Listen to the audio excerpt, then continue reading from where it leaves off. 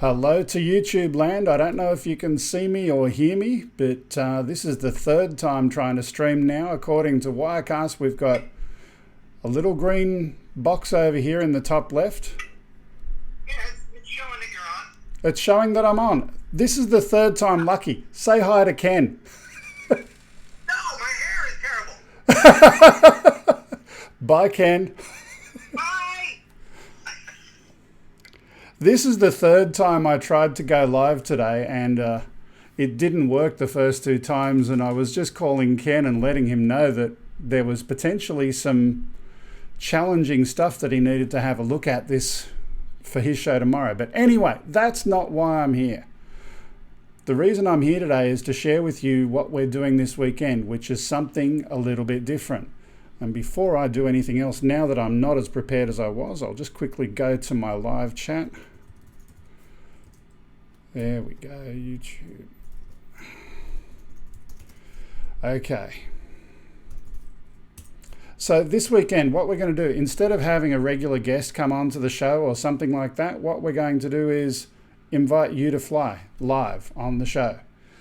So instead of having a guest, you get your drone out during the show, you put it up in the air, and in your controller, I'll give you some RTMP information so you can send your live flight wherever you are. Why am I underwater? Yes, it rained in Australia. Yes, Nick. Wherever you are, you'll be able to fly and send your video feed from your drone into AusByDrone, and we'll share your video wherever it is. It's just going to be a little bit of fun. Kind of like what we did before with Fly There, but instead of remotely piloting, you'll just really pilot your drone and do what you do, and it will come in and be part of the AusByDrone show. That's the plan. I'm going to stay here for about 5 or 10 minutes, no more, and answer some questions. If anyone wants to ask how do they do this and all of that kind of stuff, I'll answer those questions. The second thing I'm going to do while I'm waiting is to share with you what happened last week. So we were going to do our regular show, and it was cut short, very, very short.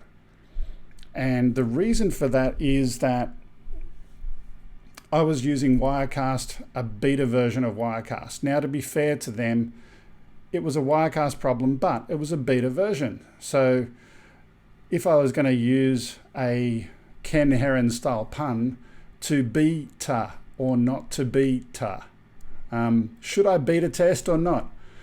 The challenge is, if nobody beta tests, then sooner or later it's going to end up bad for the real people who are doing this for a commercial living. I'm not doing it for commercial, I'm doing it because I enjoy it. So I realized that it was a beta software problem, and to try and get that undone and go back to the regular release version was just going to take too long. So I didn't bother trying.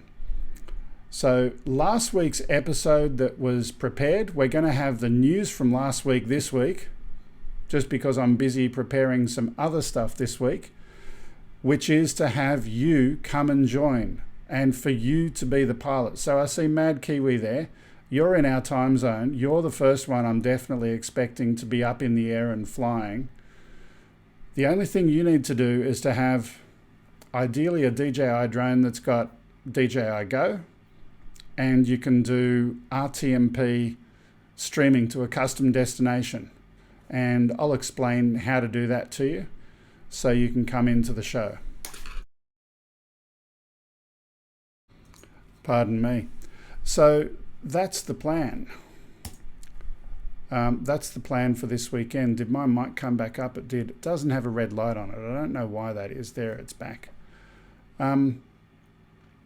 So who else is in Australia or an Australian time zone? Please do share this to any of those guys. Hey, old guy. If during our regular show, old guy, you'd be one who'd like to try this because you're a bit of a geek, just a little bit of a geek. If it's legal for you to fly, then please do so this week during our show, and I'll tell you how to get your RTMP feed into the show. The question from Ray Kelly, how is the investigation going? I'm trying to remember which investigation. That's probably the one about the motorbike. The short answer is I did do an update on that in a previous episode. We know who it was, and that person, due to the legal system over there, is not going to be charged. It's just, if it's longer than 24 hours after the original, it's not going to happen. You've got to, you would have to bring the charges yourself instead of the authorities bringing the charges, and in which case then they'll bring in lots of lawyers and all sorts of other stuff. What most people end up doing is negotiating directly and, you know, getting them to take care of what has happened directly without going through a court system, and that's what I understand the family's going to do. If you're near an airport, old guy, go somewhere else. Go on, I dare you, fly. Did I get an email from Spike? No, I haven't had a look, but I haven't seen one come in recently. Any other questions in there? 24 hours, that is crazy. Yeah, I know. If the person is not identified in 24 hours, that's just the way it is. Water here has receded. It was bad. So Kiwi, I assume you've had some floods down there as well. It's the world we live in at the moment.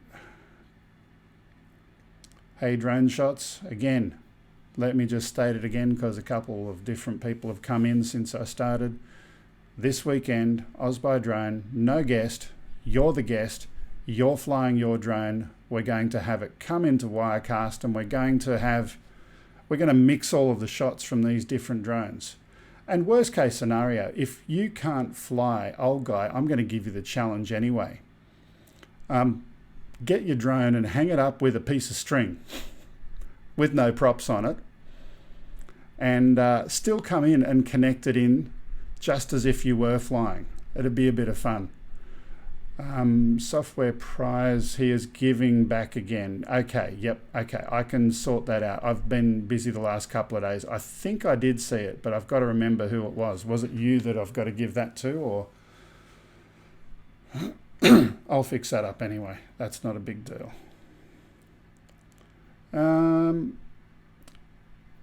Any other questions? It's been interesting watching the news over here about your stuff happening over in the US. That's all I'm going to say. I don't want to get political today. It's been interesting watching what's happening over here with fires and whatnot, and the ongoing saga. We've got a Royal Commission now into the cause of the fires.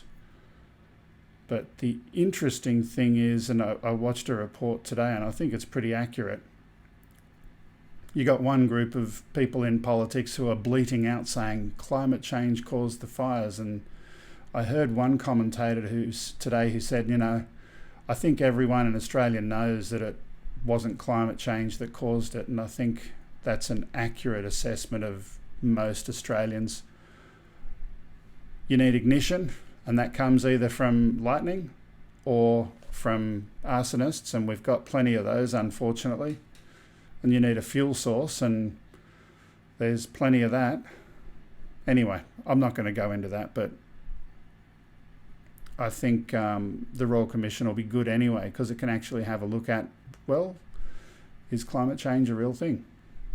Try and be impartial. It's going to have some good thinking people behind that, hopefully, to come up with an independent thing that we can say as a country, we believe in it, or no, we don't. So let's do that. If it was someone's negligence, they should be prosecuted to the full extent of the law. Bob, I agree with you. Back to the Philippines thing. If someone could stump up the money for the lawyer required to go and do that, then yeah.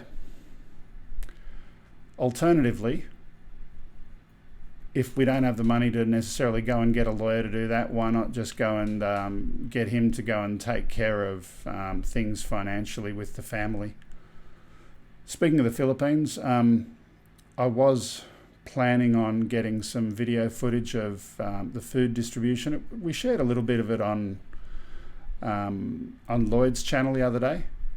So a quick update on that with regard to the Taal volcano. A number of people here donated some money to that, and that went over to the Philippines directly. My family went, and instead of buying cans of sardines and I don't know, corned beef in a can or something, they said, we're going to do something a little bit different. They did. They bought a pig, not a small pig, a big pig, and cooked that up, and then fed 500 people. So that was pretty cool. Hey, Chris, welcome. You're also invited, just along with everyone else, if you want to go and fly this weekend. And the challenge is get your drone up either in the air, or if you can't do that, do something amusing and get your drone suspended with a piece of string. I don't care how you do it. And we're going to get your controller to go and send a video feed from your drone into AusBuyDrone this weekend. My plan is that I'm going to go and fly over the river for a little while, so that'll be interesting. I'll have to literally step away from the studio for a short time to go and do that myself. During that period of time, John and maybe Lloyd can go and keep people amused and entertained while I go and walk down to the river at the back and get that set up. And I'll go for a little fly down there. But anyone else, you're also welcome, and in fact you're invited. You're asked to come and be part of it this weekend. All you need is any drone that can send an RTMP video feed. So instead of sending it to YouTube with an automatic thing, I will give you an RTMP URL, and you can send into that URL and it will just work. It'll come in as a separate video feed into Wirecast. Speaking of which, I did downgrade Wirecast from the beta version that I was running to the official production version, so no more crashing this weekend. I'm back on the production version until they can fix those problems. Hey Rick, welcome back. I know you've already been back, but still thinking about you and in your recovery from those medical issues the other day. Weather permitting, Kiwi's going to fly. Awesome. Speaking of which, if anyone wants to test this out, the ability to go and do drone into Wirecast, after Ken's show this weekend, I'm going to not do anything live, but I will go into Discord, and when I'm in Discord, we can talk there and we can test there and we can see if we can get your drone to come into Wirecast. So straight after Ken's show, we'll test, and then during my regular show, my regular Saturday show my time, Friday your time, and again, you've got to fly safe. So if you're not legally allowed to fly at night, then obviously you can't. Do something funny. Put your drone inside your house hanging from a piece of string or whatever it is you want to do, and that can be what we're going to do. But if it's legal to fly, Friday 6 p.m, I don't know what time your sunset is, Chris. If that's 6 p.m. for you, then maybe that's still a legal time, and I would encourage you, if it is legal, let's get something real in the air. Just imagine, I know a lot of you guys do sunrise, sunset flights. Just imagine if we had the sunset flights happening from the US and multiple flights on the one stream and able to switch between them and all that kind of stuff. That would be cool. Okay, that's all I got to say. Thanks for being part of the AusBuyDrone community. This week, no guest, you're the guest. Drone in the air and coming into Wirecast. We'll still have the news. And the following week, we'll get My PI Dream. We'll get him back on board. So looking forward to that as well. Okay, guys, thank you for watching. Thanks for being part of the community. And I'll say goodbye for now and see you next time. Bye-bye.